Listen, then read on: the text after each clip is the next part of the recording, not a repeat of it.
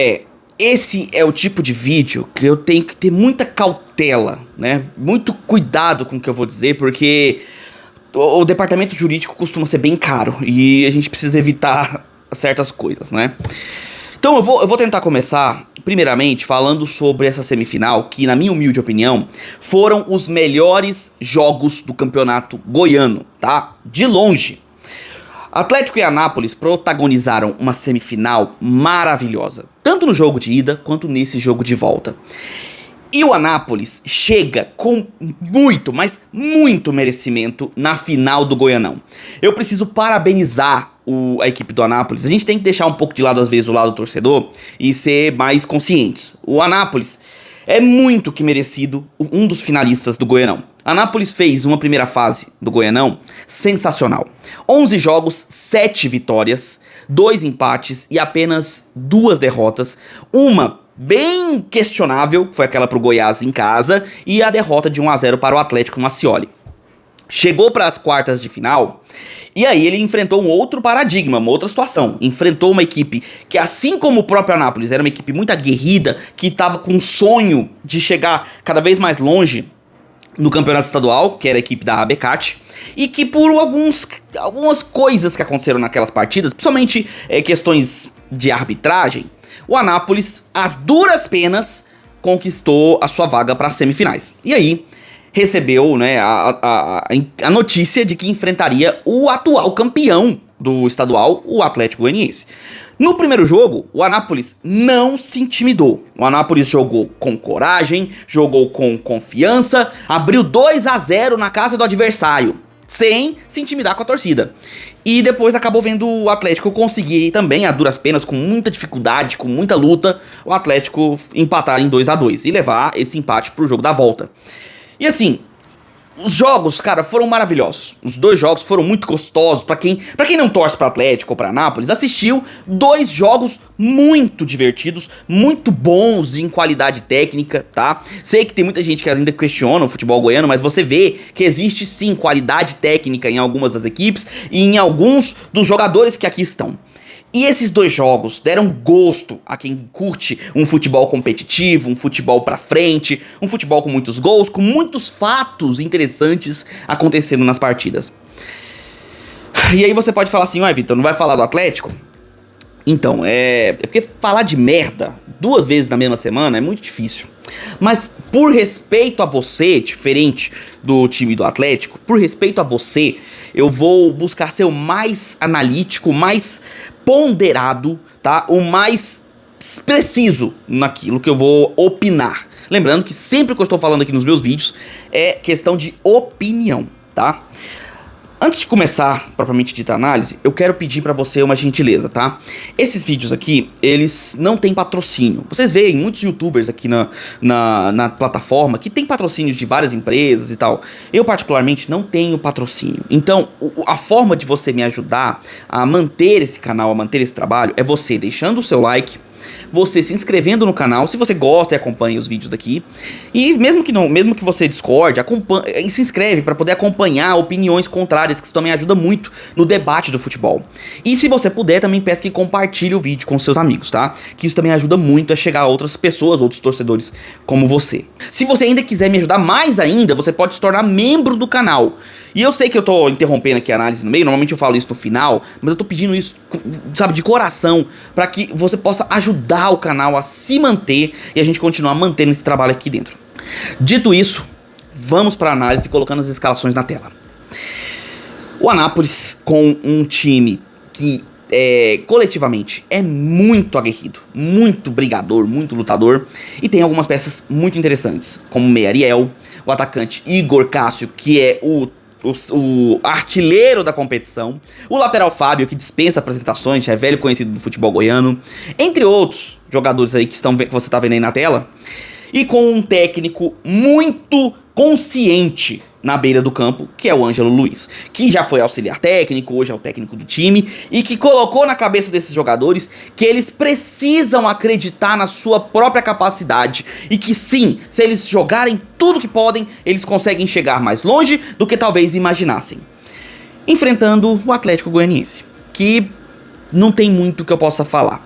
eliminado na Copa do Brasil para um time que, por melhor que seja, que é o caso do Retrô, não tem nenhuma tradição no futebol brasileiro ainda. Vai ter, porque é um dos expoentes do futebol pernambucano. Mas hoje é um time ainda é um time tão emergente quanto o Anápolis é.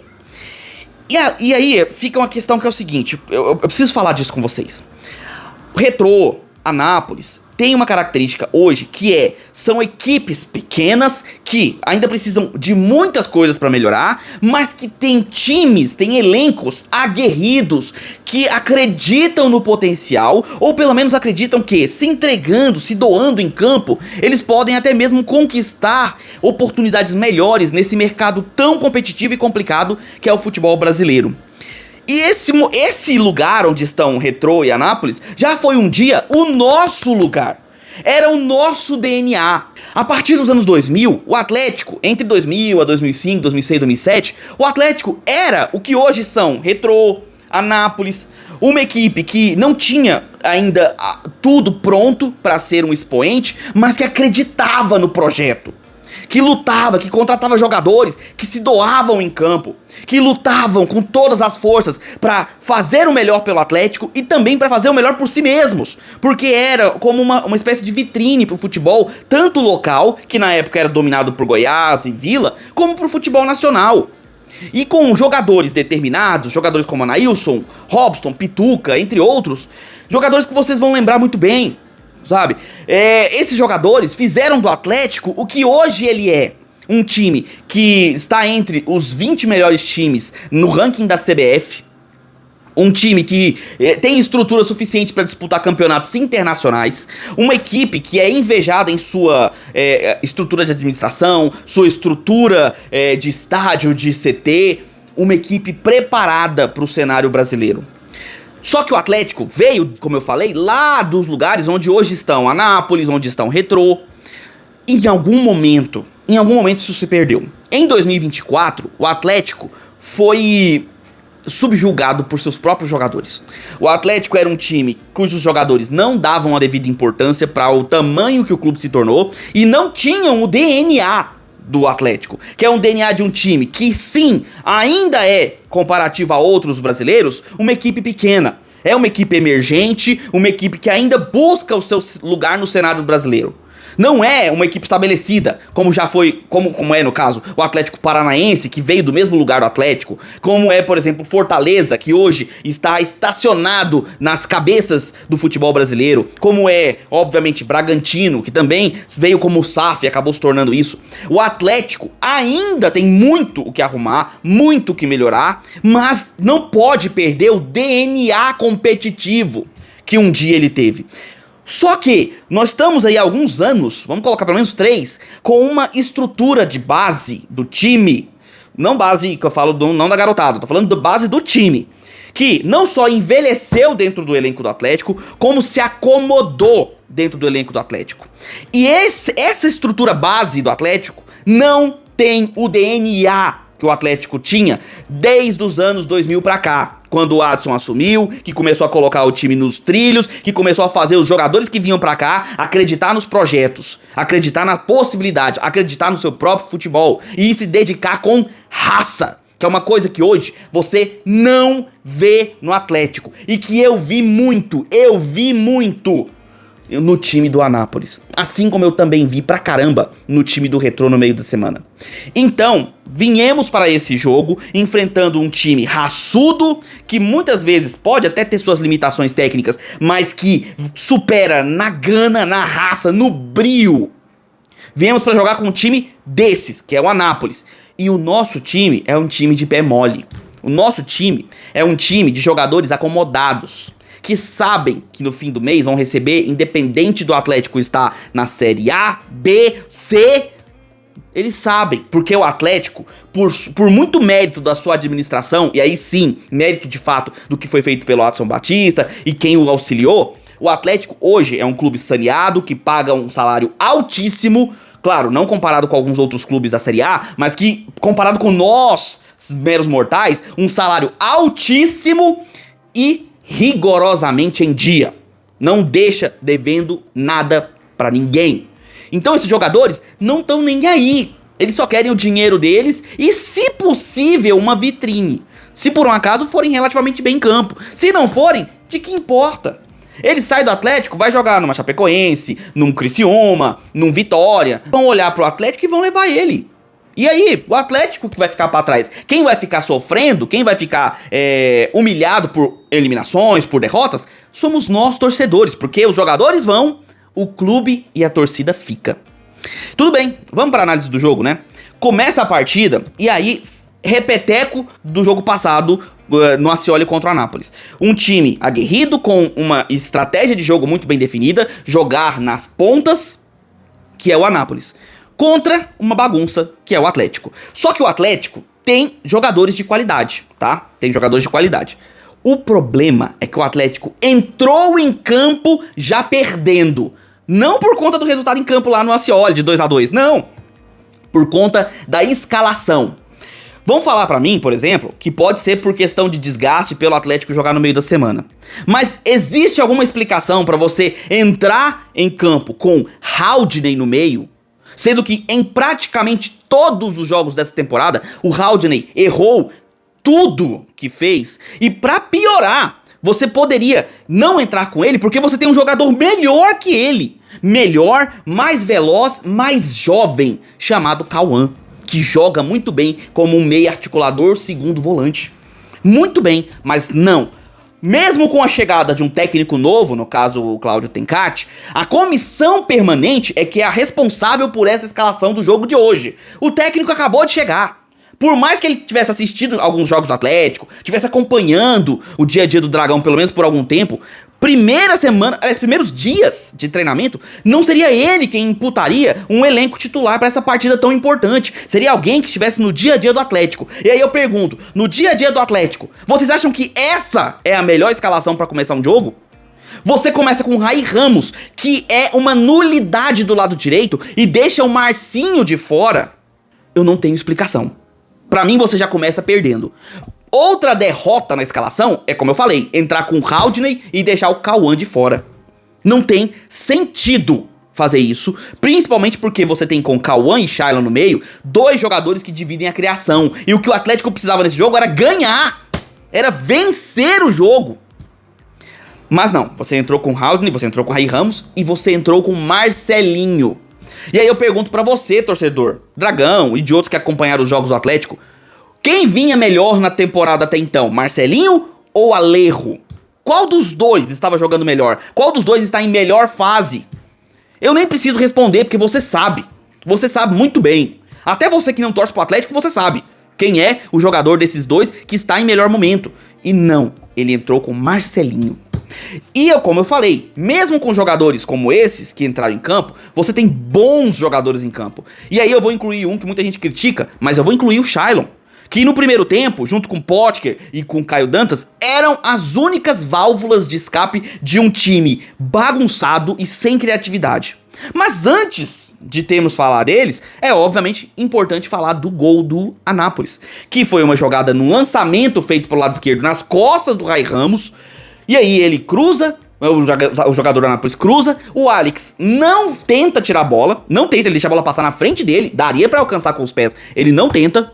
O Pedro Henrique, em vez de isolar a bola pra linha de fundo, pra puta que ele pariu, ele tenta chutar pro rumo do campo de novo, se embanana todo com a bola fica ali no meio da área, à mercê de um chute que é feito, o Anderson defende, mas na volta o Ariel empurra de cabeça, fazendo o primeiro gol do Anápolis em menos de 7 minutos.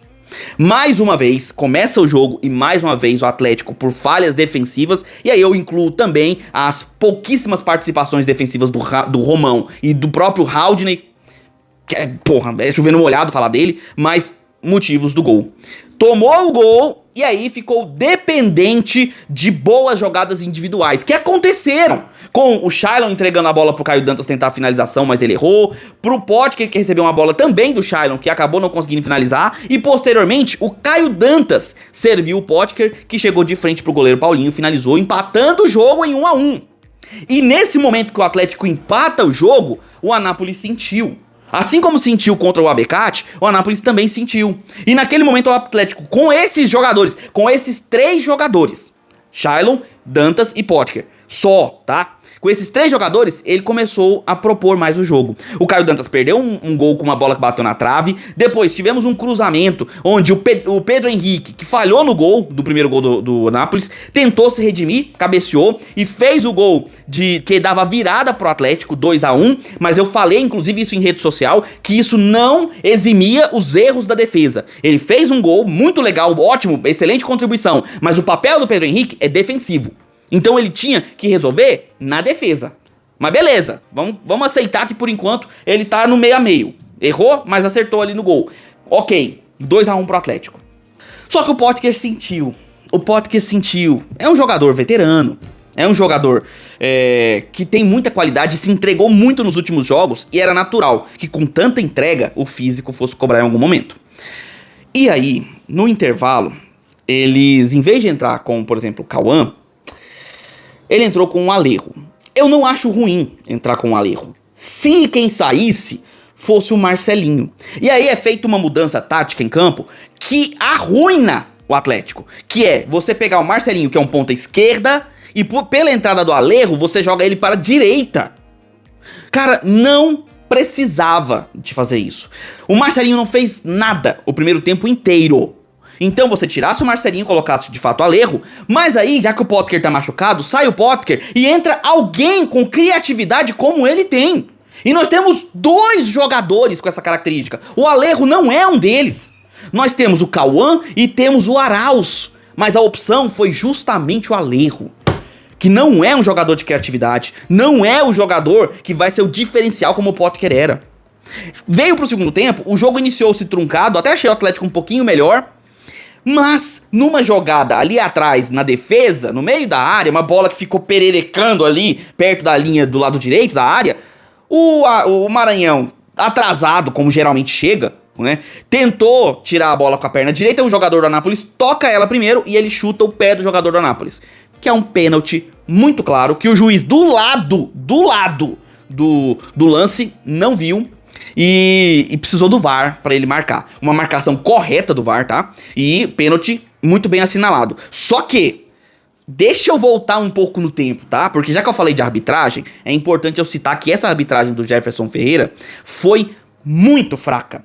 Ele poderia ter expulsado o Alex no começo do jogo, quando o Alex faz um movimento pra acertar o rosto do jogador do Anápolis. Eu não sei se chega a pegar de fato, mas nas imagens da transmissão ficou parecendo demais que havia tocado no rosto do jogador do Anápolis. Mesmo que de relevância, mesmo que de, assim como se diz, né, relando só de levinho, nada que fosse ferir o jogador do Anápolis. Mas é uma tentativa de agressão, e que se toca, se torna agressão, mesmo que não tenha machucado de fato.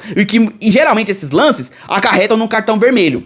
O juiz não deu o cartão, até porque acredito que foi tentando controlar o jogo no começo da partida, mas se desse, seria um diferencial muito grande pro Anápolis, que deixaria o Atlético com 1 a menos no começo do jogo, praticamente com 3 minutos. O Alex, que no jogo passado foi terrível, fez o pior jogo dele com a camisa do Atlético, já poderia ter começado sendo expulso. O que mostra outro problema do Atlético, o completo descontrole emocional que o time tem. Não consegue botar a cabeça no lugar, diferente do Anápolis. Qual que é a justificativa de um time com mais estrutura, com mais capacidade de fornecer aos seus jogadores um bem-estar para os jogos, tá? Não desmerecendo, obviamente, a instituição do Anápolis, mas temos que fazer a comparação imediata, e de fato o Atlético tem mais recursos que o Anápolis. E mesmo assim, os jogadores do Atlético são mais descontrolados, são mais nervosos, mais, sabe, problemáticos. E aí, beleza, voltando para o segundo tempo, depois de vários erros de arbitragem aqui e ali e tal, que foram fazendo uma dinâmica durante o jogo, o Anápolis cobra seu pênalti, ensina o Atlético como se cobra pênalti, tá? O Igor Cássio cobra uma penalidade belíssima, deslocando o Anderson, que é um dos jogadores mais inofensivos do nosso futebol, tá? O Anderson é um goleiro que não passa medo pra ninguém. Um chama-gol desgramado. Chama-gol mesmo. Também vai de incompetência, né? Tomou o gol, 2-2, empate novamente. Como eu falei, um excelente jogo, uma excelente semifinal. Só que aí, cara, o segundo gol, se lá no começo do jogo o primeiro gol do Atlético balançou o Anápolis, o segundo gol do Anápolis mexeu completamente com o psicológico do Atlético. E a marcação, que já era pífia, se tornou ridícula. Uma jogada pela esquerda, pouquíssimos minutos depois, a bola é lançada. O Fábio livre, de marcação, ele consegue finalizar entre o Pedro Henrique e, se não me engano, o Romão, que nenhum dos dois consegue chegar pra fazer a marcação. Nenhum deles. O Fábio finaliza uma bola de canhota, e se não me engano ele é destro, chute belíssimo no canto do chama-gol, 3-2, segunda virada da partida. Que jogo top de se assistir, cara, se você não é torcedor do Atlético, né? Que jogo top, muito bom, muito dinâmico, muitos gols. E depois do terceiro gol, aí esquece. Foram tantas substituições erradas. E aí eu falo, como é que você consegue, velho? Eu falei isso nas redes sociais. A comissão permanente do Atlético vai de arrasta, abraçado com o Haldney. Por quê? Saíram Caio Dantas, saiu Marcelinho só no final do jogo. O jogador tinha que ter saído no intervalo. Entrou o Raí, entrou o Sandro Lima, entraram um monte de gente. E o Haldney permaneceu em campo. O Anápolis fez suas próprias substituições, trataram de colocar o time cada vez mais bem postado para contra-ataque, mas depois dos 3-2 o Anápolis não precisou fazer muito esforço, bastava se fechar duas linhas de 4 ali, ou uma linha de 4, uma linha de 5, que o Atlético não conseguia fazer nada. Ainda teve um chute cruzado do Marcelinho. Fora isso, nada. E aí, o melhor time do campeonato, o melhor time das semifinais, muito que merecidamente se classifica para a final do Goianão e vai aguardar o clássico goiano, o clássico Goiás e Vila, para ver quem chega para enfrentá-lo na final. O Anápolis já era, e agora, com essa conquista, é muito mais ainda o candidato, o favorito para ser o campeão do Goianão 2025. É o melhor time do campeonato, fácil, tá? E não é só pela classificação, ele poderia ter ficado pelo caminho, na derrota quando ainda tava 2-1, mas mesmo assim, era de fato e ainda é o melhor time, o mais bem treinado, o mais organizado, o mais aguerrido, o mais raçudo dos times do futebol goiano nesse ano, tá? Nesse campeonato goiano, é o melhor e chega como favorito pra final, independente do adversário, seja Vila ou seja Goiás. Enquanto isso, o Atlético amarga sua segunda eliminação seguida na mesma semana. E olha, o futuro do Dragão, se continuar com esse pé mole, se continuar com essa falta de brio, com essa falta de raça, com essa falta de vontade de jogar, e principalmente, se esse time não absorver novamente o espírito que o Atlético um dia já teve, nós vamos voltar pra onde nós estávamos antes, tá? O risco de brigar contra um rebaixamento da Série C é real oficial. Manda aí a sua opinião. Quero saber o que você achou. Quero saber o que você tá achando do Atlético. Quero saber o que você achou da conquista pra final do Anápolis, que agora chega como grandão, favorito. Quero saber a sua opinião, tudo que rolou nessa partida. Quero que você diga aí nos comentários. Se inscreve no canal, deixe seu like, marca o sininho pra receber notificações e considere se tornar membro do canal, tá? A partir de R$ 1,99. Compartilhe o vídeo com os amigos. Faz tudo isso aí que eu agradeço demais de coração. E espero que vocês tenham curtido. A gente se vê nos próximos vídeos. Um abraço de torcedor pra todos vocês.